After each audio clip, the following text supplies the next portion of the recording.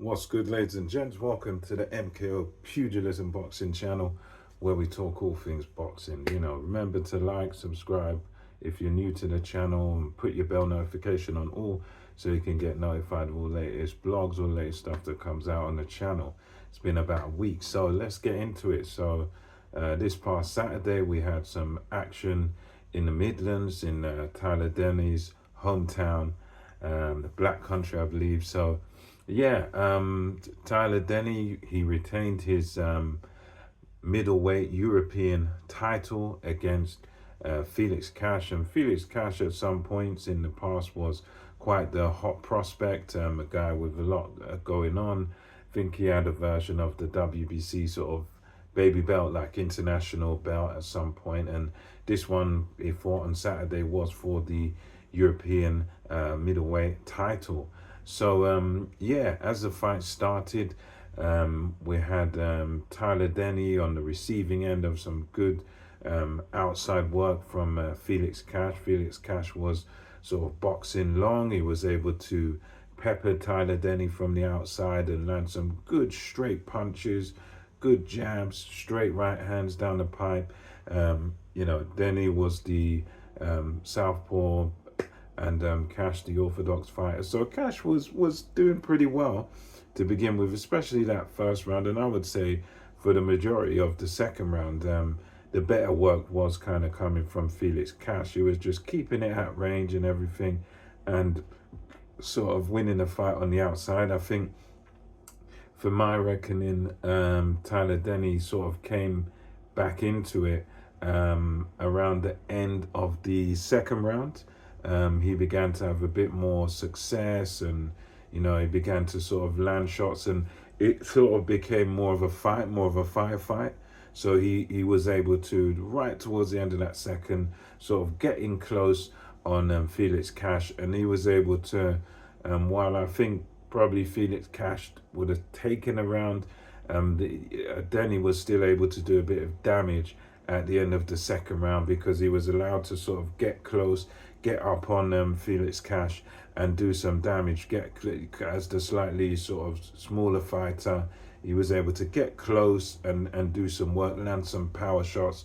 And for me, that's kind of how the fight carried on towards the end, was that it was, Felix Cash sort of trying to keep it long, but he was unable to keep the fight at distance. He was unable to sort of keep the southpaw Denny at distance, which meant that Denny was getting in on a regular basis. It was doing damage, throwing hard, powerful shots, left hooks and right hooks and everything. And he was able to get in there, go to the body as well. And he was able to hurt Felix Cash at various points while the fight lasted. And it turned more into his fight. Over the next couple of rounds, it turned from being more of a sort of Felix Cash fight where he's doing the damage from the outside.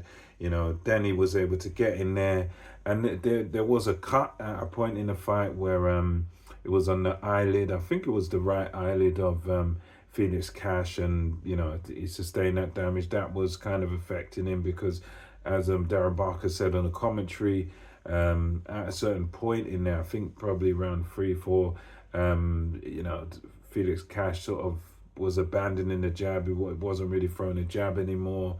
He was just sort of trying to load up with power shots, and he began to sort of get hit quite frequently, and really Denny just sort of got on top and really grabbed the fight by the scruff of the neck and sort of made his fight. So it was up close and personal for the next couple of rounds. So by about round 4, definitely Denny had the fight in his favor. It was going his way. The momentum was with him, because while he was sort of able to make the adjustment and get close and sort of turn it into a brawl, Cash wasn't able to make an adjustment to where he could keep Denny at bay.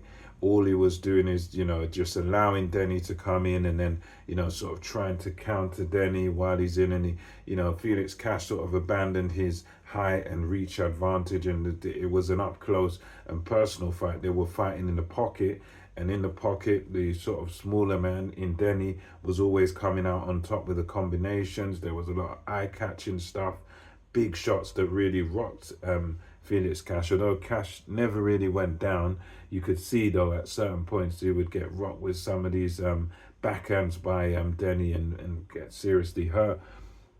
And it all came to an end in the 5th round where the referee, after Cash got hit, the referee took Cash to the ringside physician, to the doctor, and the doctor, after 5 rounds, he decided, right, that's it.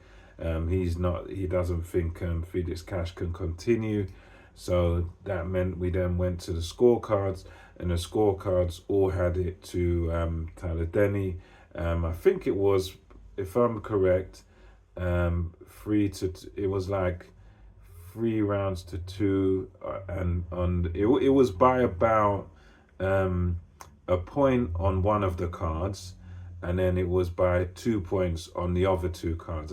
If I'm not mistaken, I think that's where the scores ended. So because it was a head clash, they went to the scorecards. That was the result. So Denny won it, and he won it well. He won it unanimously, and I think he more than deserved it. He was doing, he tactically got it right. He fought his fight. He fought the fight he needed to fight to win, up close, personal, power shots all the time. So yeah, congratulations to Tyler Denny. He won the fight well, and he done exactly what he needed to do, which was make the fight his own. Just grab the fight and make it your own. Fight, you're the shorter guy, the smaller guy. Get up close and personal. Get right onto Felix Cash and make him feel your pain. Get up close and do your damage. And yeah, very good performance by Denny. Felix Cash, yeah, I suppose he can come again. It's it goes down as an injury, but he loses his own. But I think he can come again. If he gets his tactics right, the result could be different. But for now, we have to take a hat off to Tyler Denny, who holds on to his middleweight European title, and congratulations to him. Good performance. Let me know what you thought about this fight in the comment section below, and until next time, it's MKO Pugilism, over and out.